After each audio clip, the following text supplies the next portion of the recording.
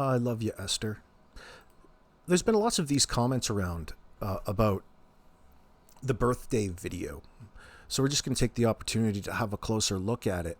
And a lot of people say that they don't like the look on Daniel's face in that, and they get a creepy feeling. Well, that's because you know what he eventually did to those children. The biggest takeaway, in my opinion, from the video is a possible trigger. Because of Lily's shrill, loud screaming, not maybe, but I don't hold that against her. It's possibly a thing that she does when she gets excited. Children aren't born perfect. They get excited. It manifests in different ways. Little girls scream. That's loud and long, but notice that the behavior isn't corrected, or nobody's really saying don't do that, or giving her some sort of attention, touching her, managing the scenario. Like it's improper behavior, but it's things that need to be worked on. Is that Daniel's place? Hard to say there. It's probably something that needs to be agreed upon. But we don't see it long enough to try to really understand what's going on. It's not necessarily... I've seen lots of children that age do the exact same thing. But think about how exciting of a day it is for Lily. It's her birthday. That looks like they're getting ready to light the candles, blow out the candles, or sing happy birthday around, and other people are just waiting there in a group. Daniel's standing by the side looking to engage in that. I don't think Daniel really knows what his place is within the family unit in that sense. He doesn't feel comfortable. He already feels on the defense because of how sketch they got together in the first place. I do believe that he thinks all of Jack and Lily's parenting is her responsibility, therefore not his. I'm not necessarily in this segment. I'm not saying that anybody's doing anything wrong. I just think it's without knowing Lily and knowing the pattern of behavior and comparing it to other scenarios that I've known. It's just a behavior that needs to be worked on. You need to find other ways to show your excitement that isn't so seemingly, well, we could use the word annoying. Kids have all of these crazy little behaviors, especially when they know that it gets them attention that they're starved for regardless. And in this scenario, this family between Daniel and Malaya, Jack, Lily, and Meadow, these children we know aren't getting the attention that they require. So when Lily turns around and screams like that, regardless of if it's positive or negative, nobody's going to go shake her hand or give her positive attention for that. Sometimes if the boyfriend isn't involved or it doesn't come from that loving place to correct that behavior, his answer to all of that would be could be to physically harm the child. It's a trigger point for Daniel because it's something else that he can hold against Malaya. Do something about that. Do this, do that. It's not working. Pretty soon he comes into a flawed way of thinking. And he holds it, and he holds a grudge against Lily, just placing her in an annoying, category in his mind. You're just annoying, or you're just probably autistic. That's why you're not getting it. I told you what to do. You're not doing it. Therefore, you must be slow. You must be autistic. Rather, the whole relationship is flawed to begin with. The children are desperate for natural, loving attention. Let's have a look real close. The comment from Esther is, "We never forget Daniel at Lily's birthday. His mask slipped. You could see the dark energy." Susanna for Christ says, "I saw that too, Esther. It was so creepy. I was hoping others saw it as well." Well, whatever you're interpreting it as, I don't see it necessarily as anything but a possible trigger. Maybe it's just we're looking at the same thing. But what I mean is, well, I think I just expressed what I mean. So let's go have a look at it. I don't want to repeat myself. Now, in this clip, you can just subtly hear her scream in the background, and everybody else is just gathered around. She is super excited. It's her special day. Is this her 4th or 5th birthday?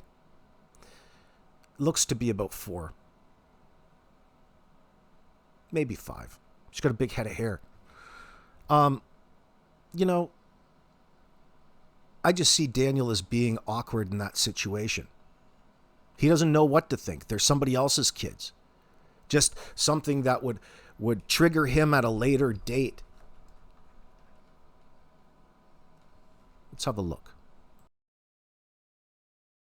They are definitely verbal, and they do have possible autism, but it's not extreme autism. It's just they have issues with school, and they don't catch up with the other kids. I just want to remain hopeful.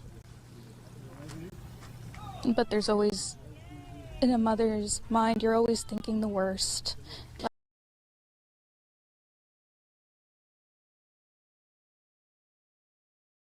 Well, there you can see the king of the pauses put it right on. Daniel's got his head on top of Jack's head, patting him on the head.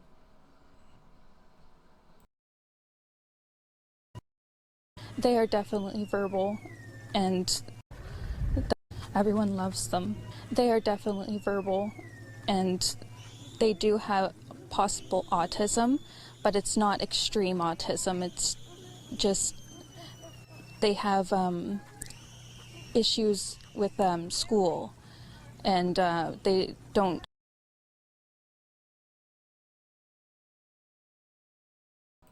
So where exactly do you guys think that his mask is slipping here? I just think it's his normal every day. Stand back and chill while somebody else does all of the work for him. He's really engaged. But anyway, there's only so much you can take from a small clip like this. This is the screaming clip. But what it translates to, the point I'm getting at, is let's say things were escalating on Thursday. These two fight all of the time. It gets to the point of physicality.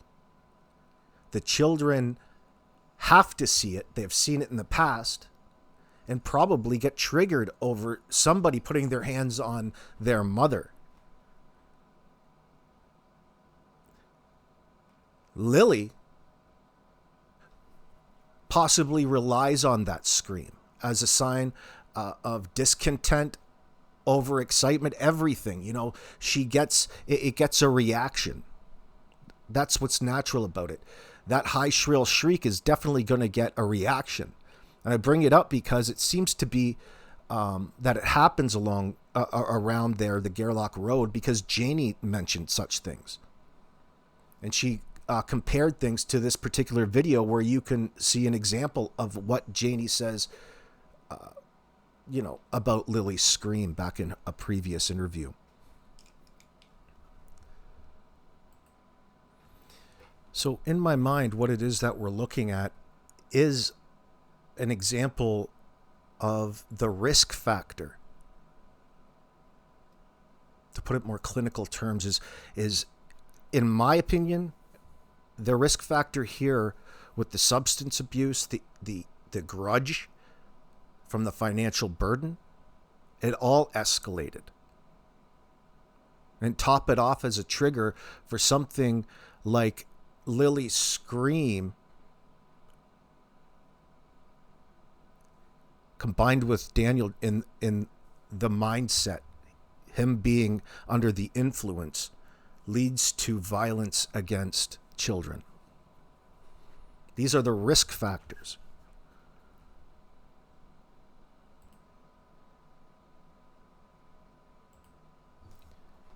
When a step-parent already carries a deep grudge against the stepchildren because the biological father stopped paying child support, for example, and substance abuse is also happening in the home, the risk of violence spirals very quickly.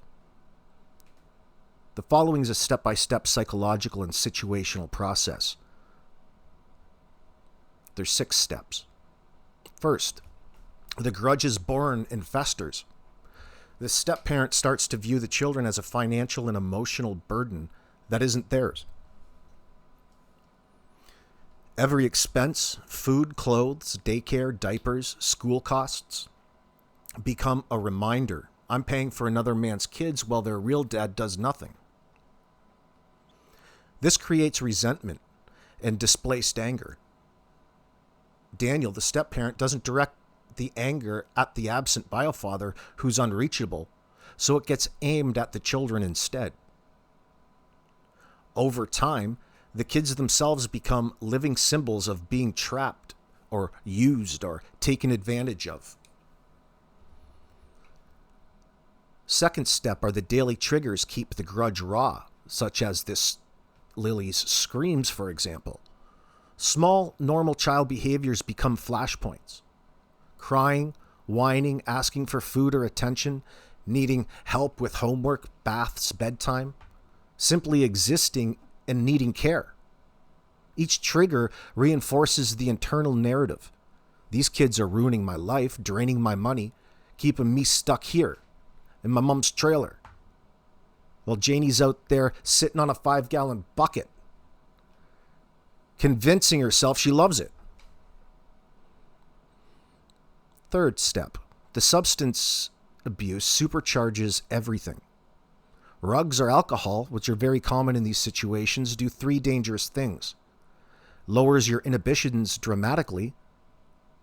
What used to be just angry thoughts now comes out as yelling, insults, or physical acts.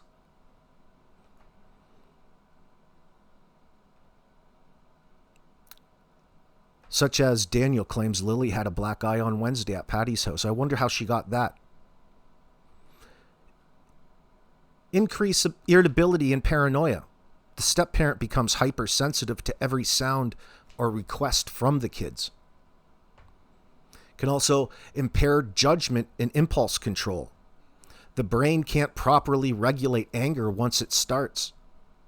The result is a person who might have only been verbally abusive when sober can become physically violent within seconds when intoxicated. Fourth step, the typical escalation ladder. There's the verbal stage, constant criticism, name-calling, telling the kids they're worthless, a burden, or that their real dad doesn't want them. 2, emotional psychological stage. There's threats, humiliation in front of others, ignoring the children's basic needs as punishment. 3, the physical stage begins. Shoving, grabbing, slapping, shaking, giving them black eyes, Danny, especially dangerous with toddlers. 4, severe violence. Punching, choking, throwing, or worse. The grudge makes the violence more targeted and cruel because the step-parent has already dehumanized the children in their mind. The substance abuse makes each step happen faster and more unpredictably. What might have stayed at yelling one night can jump straight into serious injury the next time the step-parent is high or drunk. 5, why the mother often doesn't stop it. She may be under the same financial pressure and substance issues. She has already chosen the relationship over her children's safety, a pattern described in, previous videos here. It's a constant talk about. Fear of losing the relationship. Fear of the step-parent's rage turning on her, or denial, all keep her frozen. The step-parent often blames the mother too. You and your kids are the problem, creating a toxic triangle. And imagine with Janie there to exacerbate and qualify or acknowledge all of Danny's gripes all of the time. 6, the deadly combination. Grudge plus financial resentment and substance abuse, plus isolation, no biodad involved, limited family support, equal one of the highest risk situations for child homicide in blended families. The children become scapegoats for every frustration in the adult's life. This is not theoretical.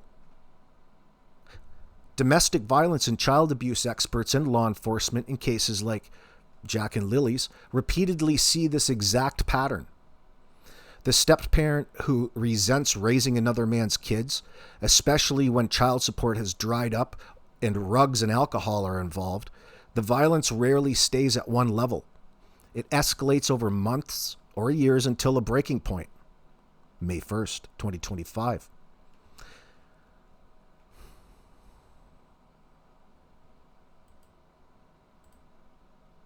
And I kept thinking about her behavior because it was very odd to me. I'm just staying as hopeful as possible. I want them home. I want to hold them. And I want them home. What happened was we woke up, I heard them playing in the next room beside us, and I was drifting in and out of sleep. And they're not the type of kids that we tell them not to go outside on their own. We always make sure that we're out there with them, watching them, and they happen to just get out that sliding door and we can't hear it when it opens. And they were outside playing, but we weren't aware of it at the time. And the next thing we knew, it was quiet.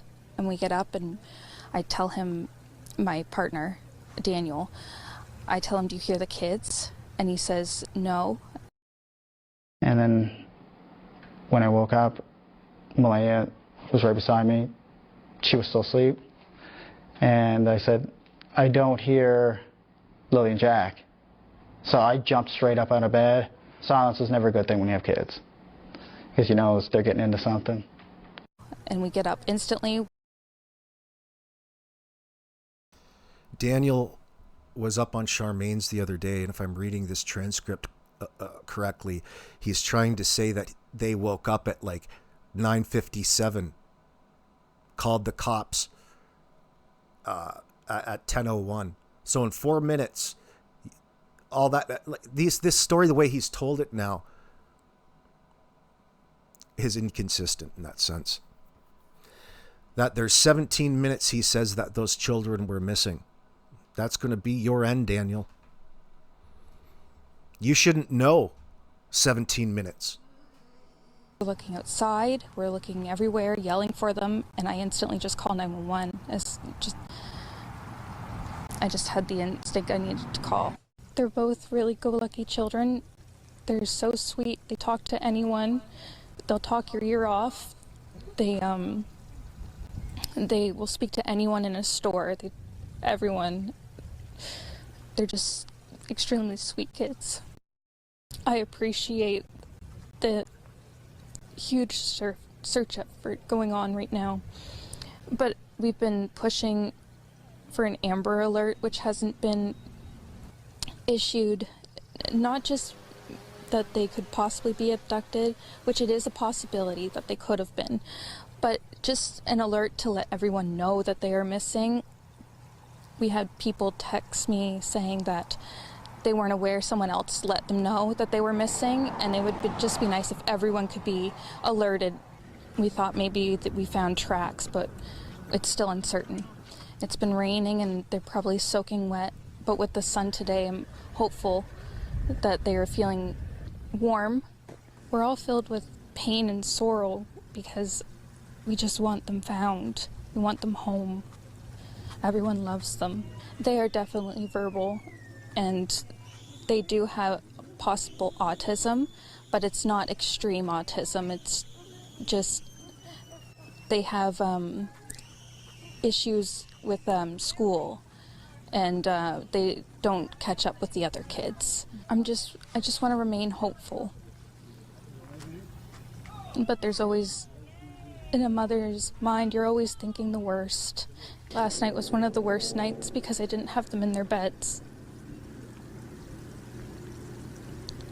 And I don't want to go through that another night without them. I miss them. The last few days are